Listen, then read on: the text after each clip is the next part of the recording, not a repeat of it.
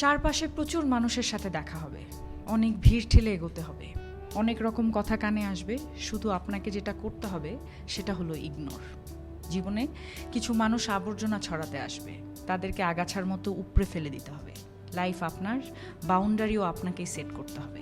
Negativity যেখানে দেখবেন, সাথে সাথে সেখান থেকে দূরে সরিয়ে নেবেন নিজেকে।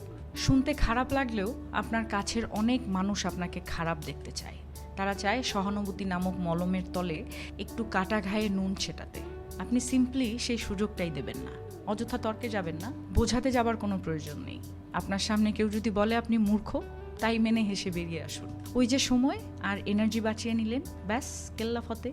যে যা বলছে শুনে নিন, আর মুচকি হেসে শির দ্বারা সোজা করে নিজের সিদ্ধান্তটা নিজেই নিন। যারা নিজের সিদ্ধান্ত নিজে নিতে পারে তারা আসলে জীবন চেনে, বোঝে। আপনাকে নিয়ে যখন বাকিরা সমালোচনা করতে ব্যস্ত থাকবে, আপনি ঠিক সেই সময়ে গাছ লাগান, ঘুরে আসুন, রং তুলি নিয়ে মনের মতো ক্যানভাস সাজান, বাড়ি গোছান, গল্প পড়ুন, পারলে আরও দুটো সাহিত্য পড়ে নিন, নিজের পুরনো ফটো দেখুন, ব্যাডমিন্টন